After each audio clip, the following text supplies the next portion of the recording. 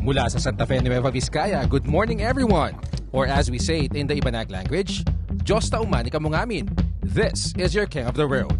And in this episode, bibisitahin natin ang makasaysayang Sherman tank ng Mangili, Tindaan Historical Nature Park sa San Nicolas, Pangasinan. Let's go in 3, 2, 1!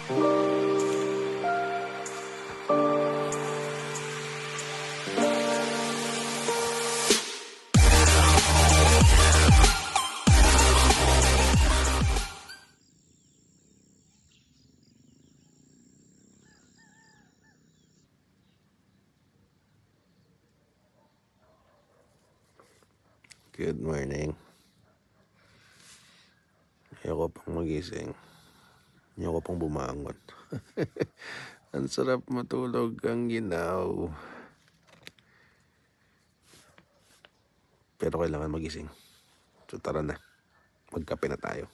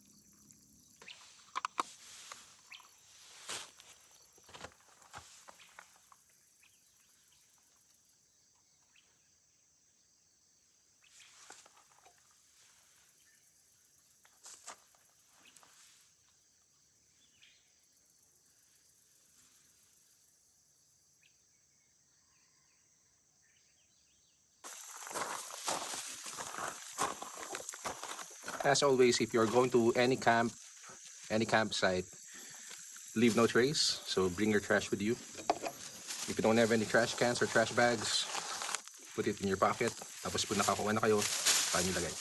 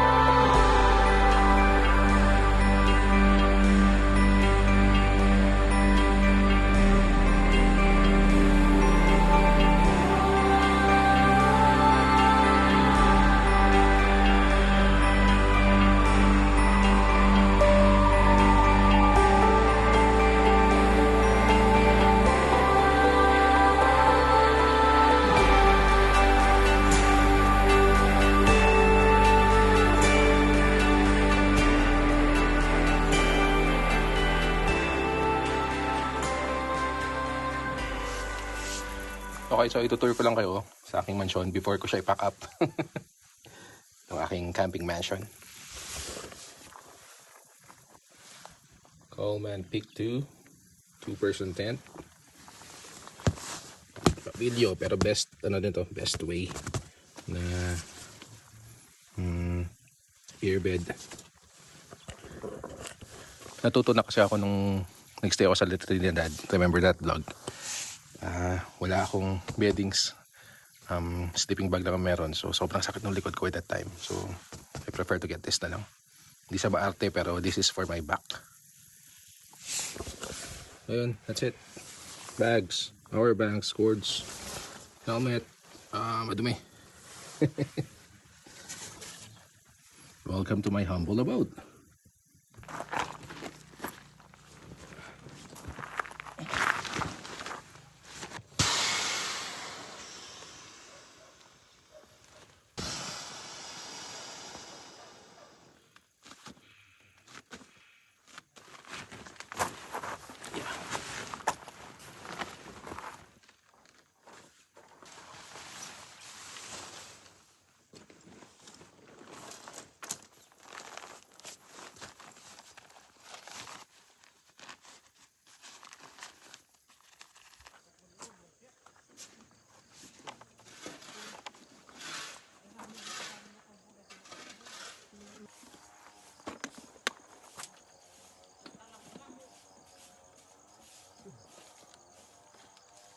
Ay, sir, haddaga mo imbagay di kalmang.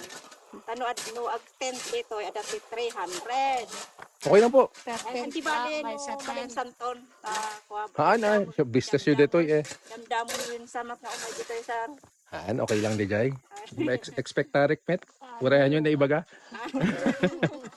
So they offered that I don't pay the tent pitching overnight fee anymore. Pero dahil naka-budget naman at alam ko namang may bayad talaga ang mga campsite, I insisted to pay it still. Kahit dun man lang ay may pakita ko yung support sa kanilang family business, lalo na at napakababait nilang hosts. Ikayo Lydia Muan, no pian yun on a Lydia, kad ani pine forest palm, ikayo le, andi mi kaala ay andi on ali. On ali kayo le, ang hipalin turista, on ali, open dia kad ami. Ayan, so bago tayo umalis, meron pa yung sa hill part niya. So puntahan muna natin yun, hindi pa natin nakita yung kagabi. Okay, so doon muna tayo, wala muna ng helmet, wala tayo saglit. Tapos mamaya pagbalik natin, pagbaba natin, diretso na tayo ng Sherman tank. Let's go.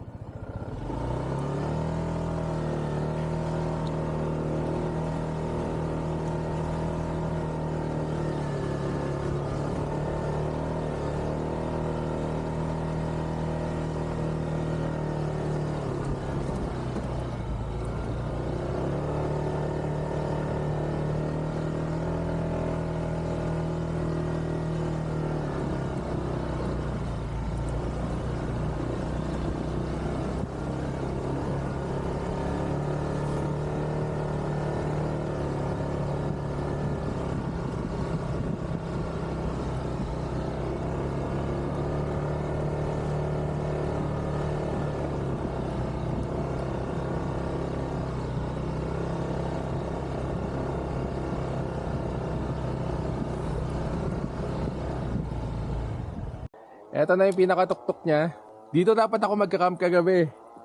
Pero biglang nagkwento si Uncle Alfredo, yung anak nila, na dito raw nilibing yung nanay ni Auntie Vita. Kaya nagdalawang isip ako na medyo malayo sa kanila, medyo mataas. Matatakotin din ako konti. Anyway, here we are in the middle of nature. Grabe. Kasi dito, if you have time and you wanna camp near Malico, dito na lang po kayo pumunta sa Albita Pine Forest Farm. Dahan-dahan lang tayo kasi medyo matarik.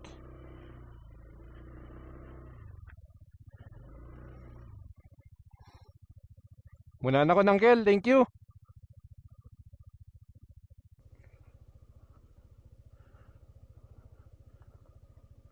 Chief, bati kayo. Thank you.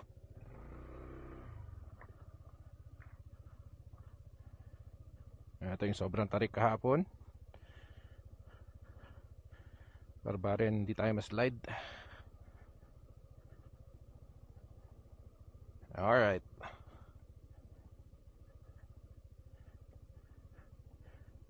Thank you very much.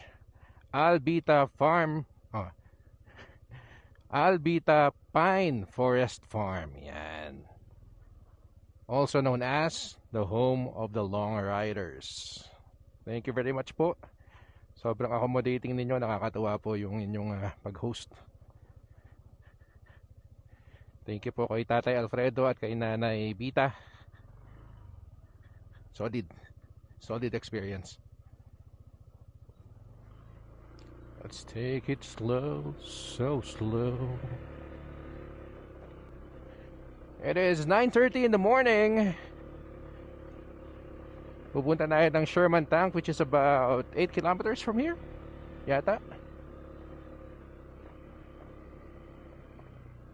And then, pag meron ng signal mamaya, I'll try to contact Ma'am Daisy at tingnan natin kung matutuloy tayo sa Kapisaan Cave this afternoon. If not, bahala na. Woo! Solid ride! Mas masaya na naman to kung sports yung gamit mo, dirt bike. Uh-oh. I think this is it. Tama. Kahapon nga pala ay always turn to the right except for the last turn. Ngayon naman it's all left. Okay. Ito na yung matarik kahapon. You have to be careful kasi grabing gravel dun sa kalsada. Prone to slide to. Dahan-dahan lang tayo. Take your time.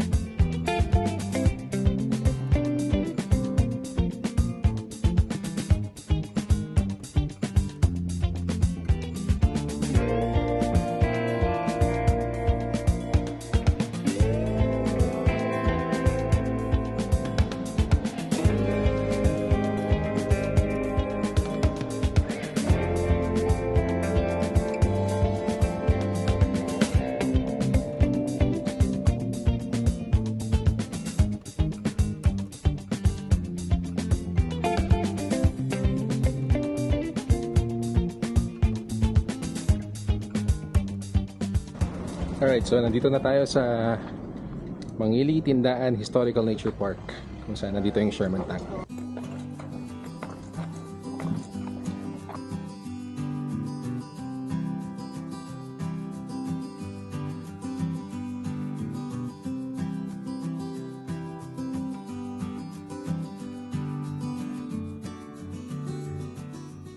I'm very thankful sa lahat ng mga vlogger dito sa place namin ng Mangili Tindaan Historical Nature Park. Kasi actually, we did not do any advertisement but through the vlogger kaya naging popular ito. So thank you very much. Sana I hope I will meet you in this place. Pumunta na kayo dito habang nandito pa ako. I will treat all of you. Thank you. O diba?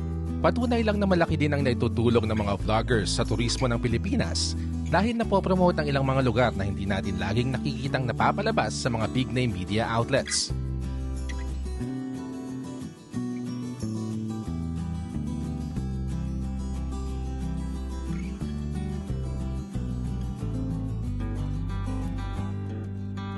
At ayun na nga, our timing couldn't be any better since we got to meet Nanita, as well as her Irish husband, Brian McQuire, who willingly offered to give me a detailed historical background about the Sherman tank. This is the remains of a medium tank M4 composite hull. large hatch variant, 75W. This tells you it's a standard medium tank. We say composite hull because all this here around the front is 2-inch cast steel at an angle of 56 degrees, which makes it an equivalent thickness of 2.4 inches. Composite hull. Here, it's 1.5-inch steel, rolled steel welded plate. This is what they call applique armor, which is an additional sheet of armor, and this was to protect the man in here, which was the driver. They call it a large hatch variant, literally because the original design had a smaller hatch for the driver and the radio man bow gunner. So how many people can fit? 5 crew. Okay.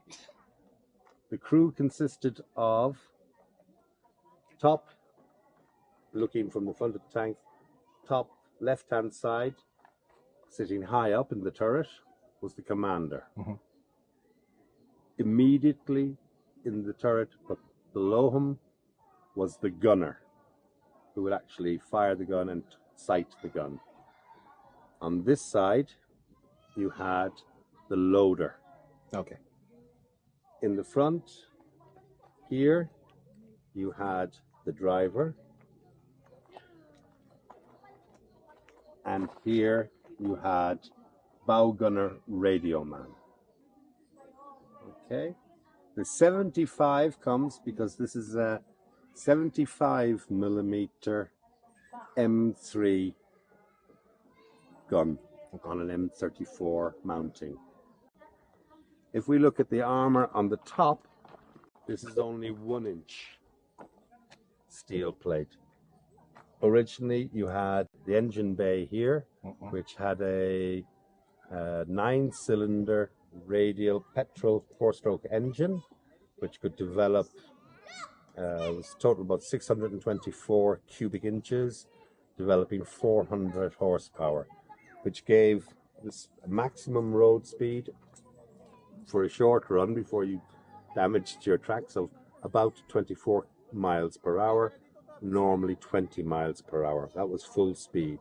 The weight of the tank, fully loaded, crew, ammunition, was just over 30 tons. Once it started, it kept rolling.